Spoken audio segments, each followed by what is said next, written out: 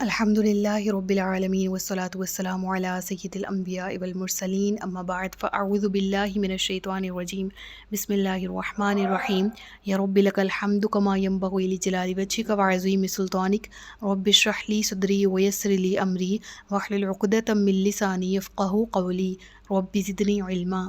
السلام علیکم ورحمۃ اللہ وبرکاتہ۔ پارہ نمبر 28 سورۃ الحشر، اردو ترجمہ اور تفسیر۔ مدنی سورہ ہے۔ اس سے پہلے اس کا ابتدائی تعارف ہم نے پڑھ لیا، مضامین کی تفصیلات پڑھ لی۔ آج کے لیکچر سے ہم تفسیری سبق کا آغاز کر رہے ہیں آیت نمبر 1 سے، جس میں رب العالمین ارشاد فرماتا ہے سبح للہ ما فی السماوات و ما فی الارض۔ تسبیح بیان کرتا ہے جو کچھ آسمانوں میں ہے اور جو کچھ زمین میں ہے۔ سبح لفظ کا مادہ سین، بے اور حی ہے۔ اس کے معنی کیا ہیں؟ اس کے معنی ہے برائی سے دور کرنا، اور شرعی اصطلاح میں ہم رب العالمین کی تسبیح کا جب ذکر کرتے ہیں تو اس سے مراد اس کی پاکی بیان کرنا ہے، اس چیز کا اقرار کرنا ہے کہ ہر قسم کے نقص اور ہر قسم کے عیب سے رب العالمین کی ذات پاک ہے۔ رب العالمین کی حمد، اس کی تعریف، اس کی بڑائی بیان کرنا اس کی تسبیح کہلاتا ہے۔ آسمان اور زمین میں جو کچھ بھی ہے وہ اللہ رب العالمین کی بڑائی بیان کر رہا ہے۔ گو کہ اگر ہم البقرہ کا بالکل آغاز کرتے ہیں، دیکھتے ہیں، پڑھتے ہیں تو ہمیں بابا آدم علیہ السلام کی تخلیق کا ذکر ملتا ہے ابتدائی میں، اور ہمیں معلوم پڑتا ہے کہ ہمارے باپ حضرت آدم کی تخلیق سے پہلے بھی کچھ کریشنز موجود تھی جن میں سے فرشتوں کا ذکر آیا، اور وہ رب العالمین کو کیا فرما رہے ہیں وَنَحْنُ نُسَبِّحُ بِحَمْدِكَ وَنُقَدِّسُ لَكَ۔ اے اللہ، ہم تیری تسبیح بیان کرتے ہیں، تیری پاکی بیان کرتے ہیں۔ یعنی مخلوقات تسبیح کر رہی ہیں، ان کی کوئی کمی نہیں ہے، اور جتنی مخلوقات رب العالمین کی تسبیح کر رہی ہیں وہ حق ادا نہیں کر سکتی تسبیح کا۔ لیکن در حقیقت دیکھا جائے تو بدقسمتی سے آج کا انسان اللہ کی حمد کرنے سے، اس کی تسبیح کرنے سے دور ہے۔ ہم دن میں کتنا اللہ کو یاد کرتے ہیں؟ ہمارا عمل اس بات کی کیا گواہی دیتا ہے کہ ہم یہ جانتے ہیں کہ اللہ ہمیں دیکھ رہا ہے؟ اور کیا ہم اپنی محبت کا، اپنی عاجزی کا، اپنی اطاعت کا، اپنی بندگی کا اظہار کرتے ہیں جیسا کہ حق ہے؟ وما قدر اللہ حق قدری۔ تو ہم تو تسبیح بھی کر رہے ہیں نا آج، تو یہ زبان کی ایکسرسائز کی حد تک محدود ہو گیا ہے۔ در حقیقت ہم بہت دور چلے گئے ہیں رب العالمین کی محبت سے، جس کو ہمیں پانے کی کوشش کرنی ہے۔ ان تسبیح کرتی مخلوقات میں اپنا شمار کرنا ہے جو ذکر اللہ کریں دل سے، قلب سے، ہماری زبان جاری ہو، ہمارا عمل اس چیز کا گواہ ہو کہ ہم رب العالمین کی تسبیح کرتے ہیں، ہمارا رب پاک ہے۔ اور اس سورہ کے آغاز میں اسپیشل اس چیز کا ذکر ہوا، اور بعد میں بنو نذیر کے حالات کا ذکر ہوا۔ یعنی اس سورہ میں مدینہ کی اسلامی ریاست جو کہ ابھی قائم ہو رہی تھی، ابتدائی سال تھے، تو اس وقت اسلامی ریاست ایک عظیم فتنہ سے دوچار تھی، اور وہ یہود تھے جو کہ مختلف طرح سے مسلمانوں کو دھوکہ دینے میں مصروف تھے، اور مسلمانوں کو بظاہر ان سے چھٹکارا پانا ممکن بھی نظر نہیں آ رہا تھا، اور بالکل بھی امکان نہیں تھا کہ ان یہود اور ان کے ناپاک عزائم سے ہم بچ سکتے ہیں۔ ٹھیک ہے، تو ایسے میں کیا ہوا کہ ایسے حالات پیدا ہو گئے، ان کا ذکر تفصیلات نیکسٹ ورس میں آ رہی، آیت میں آ رہی، ہم پڑھیں گے کہ وہ یہودی جو کہ مدینہ میں پہلے سے آباد تھے، اب وہ عہد شکنی کرنے کی وجہ سے ایسے مرعوب ہوئے کہ خود مدینہ چھوڑنے پر مجبور ہو گئے۔ اور اللہ رب العالمین کیا فرما رہا ہے کہ میں آغاز کیا ہے، پاک ہے رب کی ذات۔ یعنی اس لیے اس سورہ کی ابتدا میں اللہ کی تسبیح اور اس کی قدرت کاملہ اور حکمت بالغہ کا ذکر ہے کہ قیامت تک آنے کے لیے، قیامت تک آنے والی جتنی اقوام ہیں وہ ایک تو قرآن میں جب ذکر پڑھے، دوسرا یہ کہ جن حالات کا بالکل اس تسبیح کے ذکر کے ساتھ ذکر کیا گیا، تو تمام کی تمام مخلوقات جو رب کے ذکر میں مصروف ہیں، تو یہ بنی نوع انسان اور اسپیشلی یہ مسلمان رب کا احسان یاد رکھیں، اس کا شکر ادا کرتے رہیں۔ اور وہ کیا تھا؟ پہلے اس آیت کو تفصیلی طور پہ پڑھ لیتے ہیں۔ وَهُوَ الْعَزِيزُ الْحَكِيمُ، وہ بہت عزت والا، بڑی حکمت والا ہے۔ یعنی یہ جو کچھ ہوا یہ یقیناً رب العالمین کی حکمت تھی، اور وہ جو تمہیں ہوتا ہوا نظر نہیں آ رہا تھا مسلمانوں، تمہیں بہت مشکل لگ رہا تھا کہ شاید ہی ایسا ہو، در حقیقت ایسا ہو گیا، اور یہ رب العالمین کی حکمت بالغہ تھی۔ اور وہ کیا تھی؟ هُوَ الَّذِي أَخْرَجَ الَّذِينَ كَفَرُوا مِنْ أَهْلِ الْكِتَابِ مِنْ دِيَارِهِمْ، وہی ہے جس نے ان کافر اہل کتاب کو ان کے گھروں سے نکالا، لِأَوَّلِ الْحَشْرِ، ان کے پہلے حشر کے وقت۔ سب سے پہلے منظر اپنے سامنے لے کر آئیے۔ اگر ہم اس منظر کو یعنی دور کو اپنے سامنے رکھتے ہیں تو ہمارے لیے سمجھنا زیادہ آسان ہو جائے گا۔ یہاں پر یہودی قبیلہ بنو نذیر کی مدینہ منورہ سے جلا وطنی کے واقعے کا ذکر ہے، اور اس واقعے کا پس منظر کچھ یوں ہے کہ نبی کریم صلی اللہ علیہ وآلہ وسلم کی ہجرت کے وقت مدینہ میں 3 یہودی قبائل آباد تھے، بنو قینقاع، بنو نذیر اور بنو قریظہ۔ نبی کریم صلی اللہ علیہ وآلہ وسلم نے جب مدینہ ہجرت کی تو سب سے پہلے جو کام کیا وہ تھا میثاق، یعنی عہد، معاہدہ۔ وہ کن سے کیا گیا؟ یہودی قبائل سے، ٹھیک ہے۔ اور یہی جو ایک معاہدہ ان یہودی قبائل، تینوں کے تینوں قبائل سے طے پایا گیا تھا، اسے میثاق مدینہ کہا جاتا ہے، اور تاریخ میں یہ اسی نام سے مشہور ہے۔ اپنی نوعیت کے اعتبار سے بنیادی طور پر یہ مدینہ کے مشترکہ دفاع کا معاہدہ تھا، یعنی اس معاہدے کا جو سب سے اہم کی پوائنٹ جو آج کے ہمارے تفسیر کے لیکچر کا موضوع ہے وہ یہ تھا کہ اگر کوئی باہر سے حملہ کرے تو تمام کے تمام شہر کے رہائشی مل کے اپنا دفاع کریں گے، یعنی مسلمان موجود ہیں، یہودی موجود ہیں، تو باہر سے اگر مشرکین یعنی مکہ کے مشرکین جن سے آئے دن جنگیں ہو رہی تھیں، تو اگر وہ حملہ کرنے آتے ہیں تو بینگ شہری، بینگ سٹیزن، ہم سب کو مل کے دفاع کرنا ہے۔ یہ اس کا بنیادی نقطہ تھا۔ تو ان 3 قبائل میں سے بنو قینقاع نے تو معاہدے کے کچھ ہی دیر بعد مسلمانوں کے خلاف سازشیں شروع کر دی تھی، اور معاہدے کی مسلسل خلاف ورزی کی بنا پر نبی کریم صلی اللہ علیہ وآلہ وسلم نے غزوہ بدر کے فوراً بعد اس قبیلہ کو مدینہ بدر کر دیا تھا۔ یہ 3 قبائل کے نیم آپ نے یاد رکھنے ہیں، ان میں سے ایک کی ڈیٹیل تو ہم سورۃ الاحزاب میں ڈیٹیل میں پڑھ کے آ چکے ہیں، اس کا نام میں آگے چل کے بتاؤں گی، پھر ریلیٹ کرنا آسان ہوگا۔ تو بنو قینقاع نے 2 ہجری کے بعد یعنی ان کی حرکتیں ایسی ہو چکی تھیں کہ وہ آئے دن معاہدے کی خلاف ورزی کرتے تھے، تو ان کو مدینہ بدر کر دیا گیا۔ تو غزوہ احد 3 ہجری کے بعد قبیلہ بنو نذیر نے بھی مسلمانوں کے خلاف سازشیں شروع کر دی تھی، اور غزوہ احد میں مسلمانوں کی وقتی شکست سے ان کی کمزوریوں کا تاثر لے کر جہاں عرب کے بہت سے دوسرے قبائل نے سر اٹھانا شروع کر دیا تھا نا، وہاں یہ قبیلہ بھی اپنے عہد کی خلاف ورزی کرتے ہوئے مسلمانوں کے خلاف مہم جوئی میں شامل ہو گیا تھا۔ غزوہ احد ایسا غزوہ تھا کہ جس میں مسلمانوں کو وقتی شکست حاصل ہوئی، لیکن اس سے بہت سے اسباق بھی حاصل ہوئے جن کا شروع میں مل جانا بہت ضروری تھا۔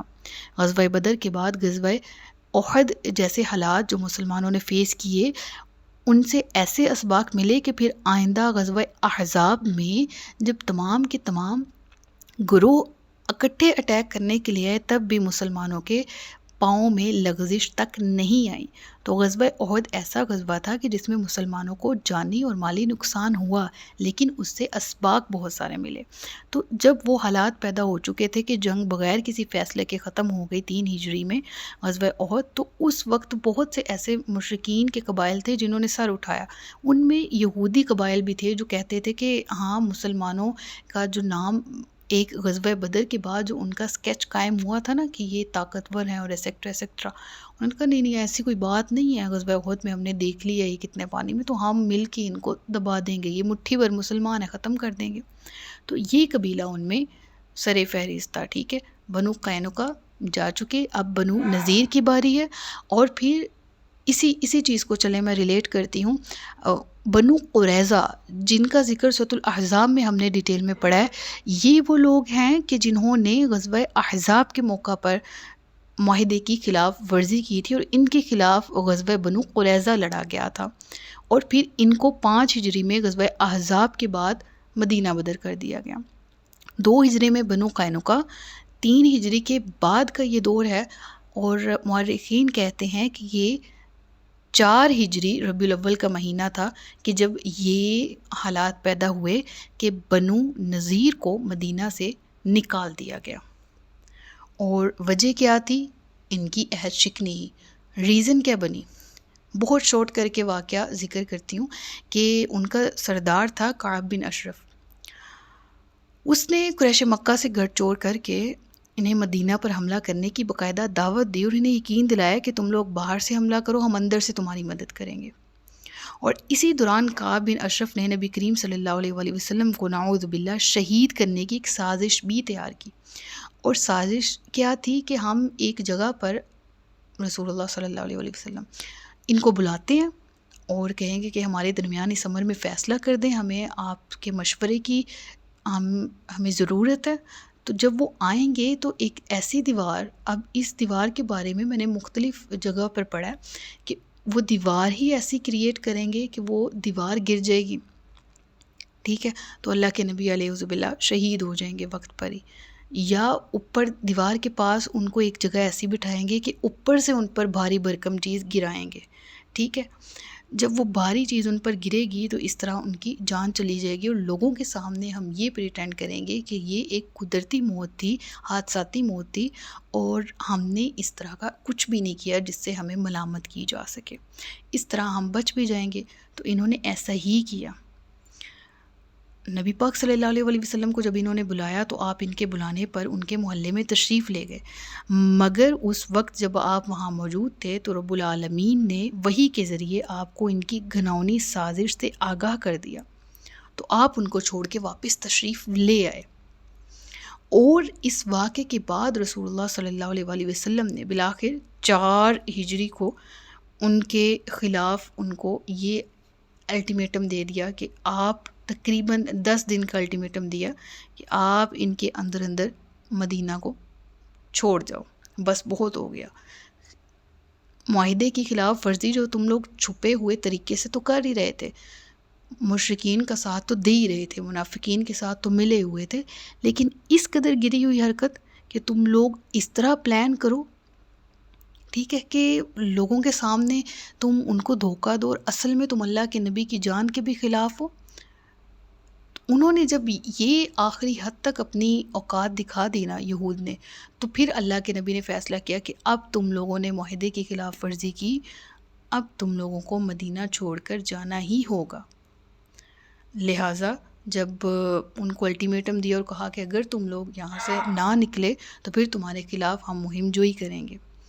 لیکن جب مسلمانوں نے مہم جوئی کا ارادہ کیا تو ان کو ابھی دور سے ہی اپنے حصار میں لینا شروع کر دیا، ان کے قبیلے کو جہاں پر یہ لوگ آباد تھے، تو انہوں نے خود ہی سرنڈر کر دیا یہود نے.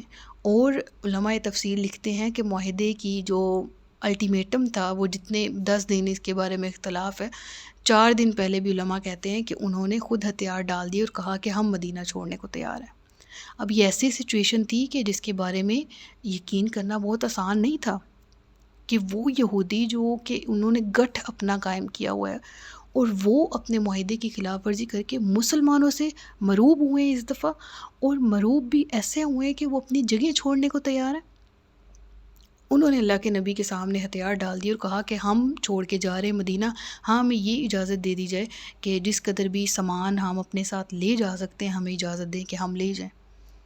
یعنی اونٹ ہمارے پاس ہیں تو ہمارے گھروں کے جتنے سامان ہیں ہم ان پر لادنا چاہتے ہیں، تو کیا ہم لے جائیں؟ تو اللہ کے نبی نے ان کی اس ریکویسٹ کو ایکسیپٹ کیا اور انہیں کہا کہ ٹھیک ہے، آپ جتنا سامان لے کے جانا چاہو ہجرت کرتے ہوئے لے کے جا سکتے ہو. ٹھیک ہے، تو ان شارٹ یہ بنو قینقاع نے 2 ہجری کے بعد بغاوت شروع کی. پہلے بھی تو ان کی حرکتیں ایسی تھیں، لیکن جب حد تک ان کی بغاوت آ گئی تو ان کو مدینہ چھوڑ کے جانا پڑا، ان کو مدینہ بدر کیا گیا۔ پھر دوسرے نمبر پہ غزوہ یہ جو احد تھا، اس کے بعد یعنی 4 ہجری میں غزوہ بنو نذیر، ان کا مدینہ سے صفایا ہو گیا۔ اور پھر غزوہ احزاب یعنی 5 ہجری کے بعد بنو قریظہ کو بھی ان کی عہد شکنی اور سازشوں کی وجہ سے کافر کردار تک پہنچایا گیا۔ اور ان کی عہد شکنی کیا تھی، اس کے بارے میں ہم نے سورۃ الاحزاب میں ڈیٹیل میں پڑھ لیا ہے۔ وہ یہ کہ انہوں نے جب باہر سے لوگ حملہ کرنے آئے تو ان کو کہا گیا کہ آپ دفاع کا وقت ہے، ہمارے ساتھ مل کے دفاع کریں، تو انہوں نے مسلمانوں کا ساتھ دینے سے انکار کیا اور مشرکین کے ساتھ جا ملے، ٹھیک ہے، اور مشرکین کے گروہ میں شامل ہو گئے۔ تو بہرحال جب اس طرح سے مشرکین کے خلاف مسلمان جیتے تو ابھی ہتھیار مسلمانوں نے رکھے نہیں تھے، غزوہ سکسیسفلی اینڈ ہو چکا تھا، اور ابھی لوگ اپنے گھروں کو جا ہی رہے تھے کہ اللہ کے رسول کو وحی آتی ہے کہ آپ بنو قریظہ کا ذرا معاملہ نپٹا لیں، اس کے بعد ہی پھر مکمل طور پر حتمی فیصلہ ہوگا۔ لہٰذا بنو قریظہ کے خلاف فوراً سے مہم جوئی کی گئی اور انہیں بھی ان کے ان ناپاک حرکتوں کی وجہ سے مدینہ سے نکال دیا گیا۔ لہٰذا یہ تینوں یہودی قبائل جو ہیں وہ اپنے اپنے عہد کی خلاف ورزی کرنے کے باعث ایک ایک کر کے اپنے انجام کو پہنچ گئے تھے، اور اس کو میں نے شارٹ فارم میں یہاں پر ذکر کیا ہے۔ اب تفسیری آیات آپ کے سامنے آتی ہیں تاکہ آپ کو سمجھ آ جائے کہ آیت کی تفسیر کے مطابق معاملہ کیا ہے۔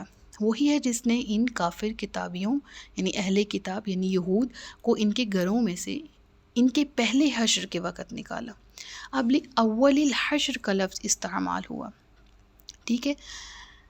حشر کا معنی ہے متفرق چیزوں کو جمع کرنا اور منتشر افراد کو اکٹھا کرنا۔ قیامت کو حشر کہنے کی بھی ایک وجہ ہے، یہی وجہ ہے کہ اس وقت تمام انسان جو دور دراز علاقوں، ملکوں اور مختلف جگہوں پر بکھیرے ہوئے ہوں گے، ان کو یکجا کر دیا جائے گا۔ آیت میں حشر سے مراد کیا ہے، اس کے بارے میں علماء کے متعدد اقوال ہیں۔ اس سے مراد بنی نذیر کی مدینہ طیبہ سے جلا وطنی ہے۔ ان تمام کو اکٹھا کیا گیا، ایک جگہ جمع کیا گیا اور پھر مدینہ سے نکلنے کا حکم دے دیا گیا۔ لہٰذا یہاں پر اول حشر یعنی پہلے حشر سے مراد کیا ہے، جب ان کو اکٹھا کیا گیا اور مدینہ سے نکال دیا گیا۔ اور پھر ان کا دوسرا حشر کب ہوا، دوسری جلا وطنی بھی ہوئی تھی، اور یہ تھی کہ یہ مدینہ سے جا کر خیبر میں آباد ہو گئے تھے، اور پھر حضرت عمر فاروق رضی اللہ تعالیٰ عنہ کے دور میں انہیں خیبر سے بھی نکال دیا گیا تھا، اور سرزمین عرب سے خیبر کے مقام سے نکال دیا گیا، اور پھر یہ شام کی طرف جلا وطن ہو کے شام کی طرف چلے گئے تھے۔ اور ان کا آخری حشر قیامت کے دن ہوگا، تیسرا حشر، اور وہاں تمام کے تمام سیدھے جہنم میں جائیں گے، ٹھیک ہے۔ اب آگے چلتے ہیں۔ ما ظننتم ان یخرجوا وظنوا انہم مانعتہم حصونہم من اللہ، تمہیں گمان نہ تھا کہ وہ نکلیں گے اور وہ سمجھتے تھے کہ ان کے قلعے انہیں اللہ سے بچا لیں گے۔ یعنی یہ میں آپ کو پہلے ہی بتا رہی ہوں، اگر پورے سینیریو کو سامنے رکھے نا تو this was not much easy to accept that کہ یہود جو ہیں وہ یہاں سے مائگریشن کر رہے ہیں، بلکہ مائگریشن تو کیا، وہ تو اپنی مرضی سے ہوتی ہے، یہ تو بدر کر دی، نکالے جا رہے تھے، ٹھیک ہے۔ اور یہ خود سمجھ رہے تھے کہ ہمارے قلعے ہمیں بچا لیں گے، ٹھیک ہے۔ بیسیکلی ایکچوئل املا جو ہے نا وہ قلعہ ہوتی ہے، ٹھیک ہے، قلعہ نہیں ہوتی، جس کو ہم قلعہ بولتے ہیں نا، مضبوط بڑے بڑے گھر پاکستان میں بھی موجود ہے شاہی قلعہ کے نام پر، یا دیکھا جائے تو لاہور میں بھی ایسی یادگاریں موجود ہیں۔ تو اگر ہم قلعے کو ایگزیکٹ وزٹ کریں نا تو یہ ایسے نہیں ہوتے جیسے ہمارے مکان ہیں کہ 4 دیواری اور اوپر چھت، نہیں، ان کے اندر چھوٹی چھوٹی سرنگیں اور اس طرح کی حفاظتی پلیسز ہوتی ہیں کہ اگر باہر سے کوئی حملہ کرے تو ہڈن پلیسز بہت ہوتی ہیں جن میں وہ رہ کر اپنا دفاع بھی کر سکتے ہیں اور وہاں سے اٹیک بھی کر سکتے ہیں، ٹھیک ہے۔ تو انہوں نے یہ سمجھا تھا کہ ہمارے یہ مضبوط قلعے ہمیں بچا لیں گے، تو اللہ کا حکم ان کے پاس وہاں سے آیا جہاں سے انہیں گمان بھی نہ تھا۔ فآتاہم اللہ، تو آ لیا انہیں اللہ نے۔ یہاں پر مراد کیا ہے، اللہ تبارک و تعالیٰ کی پکڑ، من حیث لم یحتسبوا، جہاں سے انہوں نے سوچا بھی نہ تھا، انہوں نے سوچا بھی نہیں تھا کہ ایک دن وہ اس طرح سے مدینہ سے ذلیل و رسوا ہو کر نکلیں گے۔ وَقَذَفَ فِي قُلُوبِهِمُ الرُّعْبَ، بیسیکلی ریزن کیا تھی ان کے مدینہ چھوڑنے کی، کہ ان کے دلوں میں رعب پیدا ہو گیا تھا۔ اور یہودی آج بھی سب سے زیادہ ذلیل ترین ہونے کے ساتھ ساتھ یہود قوم بزدل قوم ہے، اور اس کی مثال ہمارے سامنے ہے۔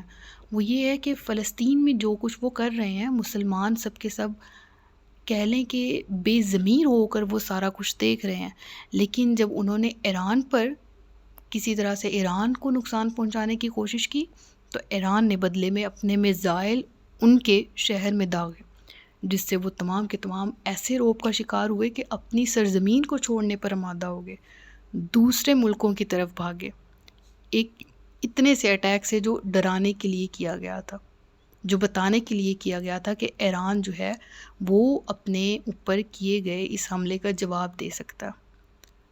تو اگر ہم اپنے فلسطین بہن بھائیوں کے لیے کھڑے ہوں نا بہادری کے ساتھ، تو یہ یہودی تعداد میں بھی کم ہے، ہمت میں بھی کم ہے، مذل ترین قوم ہے، لہٰذا اس وقت بھی ایسا ہی ہوا تھا۔